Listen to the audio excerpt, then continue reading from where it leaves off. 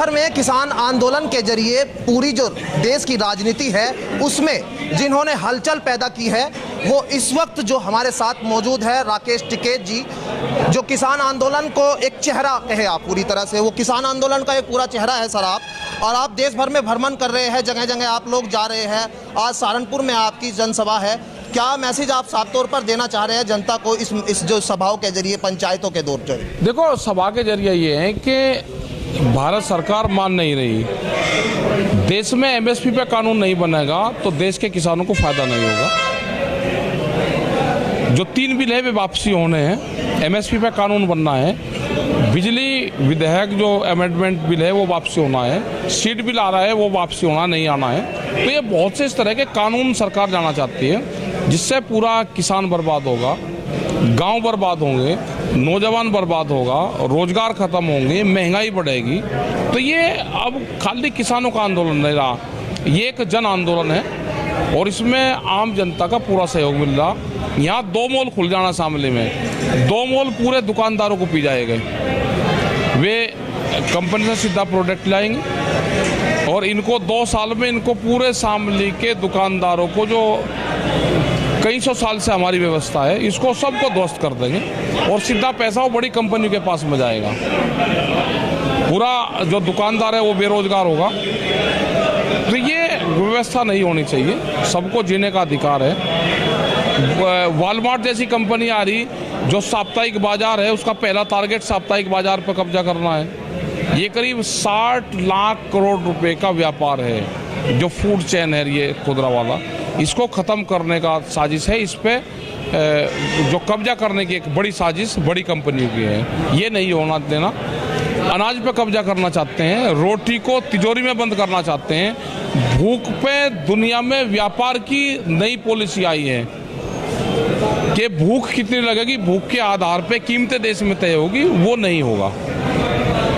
आपकी बातों को किसान बहुत ध्यान से भी सुनते हैं, आम जनता सुनते हैं। आपने कहा कि संसद पर जो है इस बार 40 लाख ट्रैक्टर के साथ किसान पहुंचेंगे। इससे पहले 26 जनवरी में जब आपने ऐलान किया था उसके बाद क्या हुआ था उसको लेकर जो है अब विपक्ष जो है कहीं ना कहीं सत्ता के जो लोग हैं वो सवाल उठा रहे हैं कि क्या जो है 40 लाख ट्रैक्टर लेकर जो है दिल्ली की जो कहीं ना कहीं हीन भीन करने की कोशिश है। आपका स्पष्टीकरण मैं जानना चाहूंगा। लुटेरे तो भगाने पड़ते हैं, लुटेरे कोई रामायण का पाठ करने से देश से लुटेरे चले जाएंगे? अगर उससे जा सकते हो भाई वो भी कर लेंगे, अगर पूजा पाठ करने से और वे चले जाते हो तो चले जाएंगे, ऐसे थोड़ा जाएंगे। देश में लुटेरों का कब्जा हो गया, बड़ी बड़ी कंपनियां यहाँ पे आ गई है, भूख पे व्यापार करना चाहती है, तो कैसे भागेगी? वो तो भगाने से ही पता चलेगा।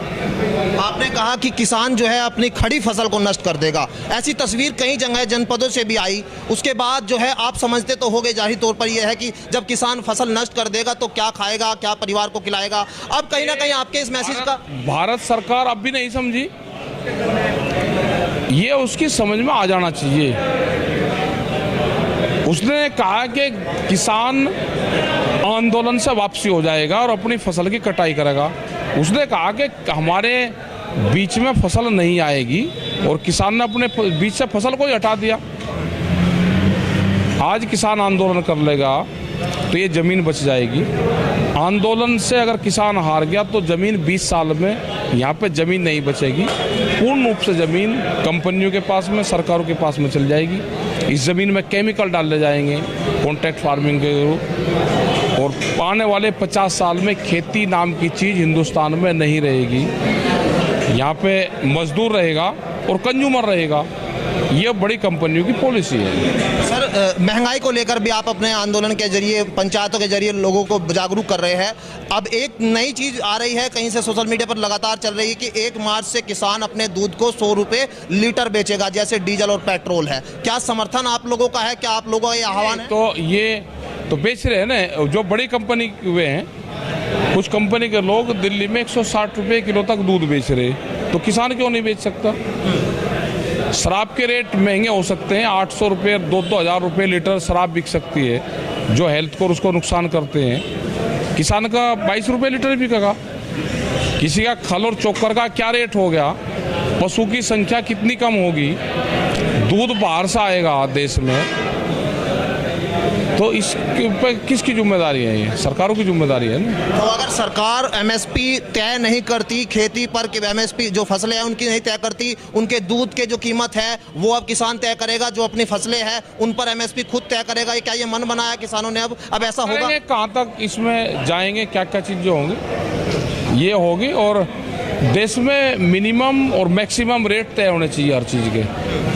भाई बाजरा 11 रुपये खरीदा और 120-60 रुपये, सर 120 रुपये किलो तक बेच रहे, तो रेट वो भी तय होना चाहिए ना, कि आम जनता को भी लूट लिया इन्होंने। ये कौन है बीच के लोग? ये जो बड़ी बड़ी कंपनी कॉर्पोरेट घराने आ गए हैं, ये तो देश को बर्बाद करेंगे। इन कंपनियों का देश पे कब्जा हो चुका है, इनको यहाँ से भगाना पड़ेगा, इनको यहाँ से देश से जाना होगा।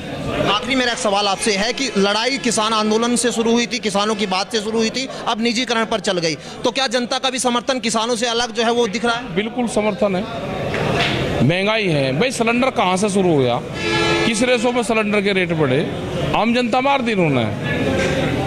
जिस तरह से सरकार ने ये कहा कि सिलेंडर से सब्सिडी कौन कौन वापसी लेना चाहता है, एक गरीब आदमी ने सब्सिडी छोड़ दी देश के लिए, क्या जो एमपी एमएलए अपनी पेंशन नहीं छोड़ सकते?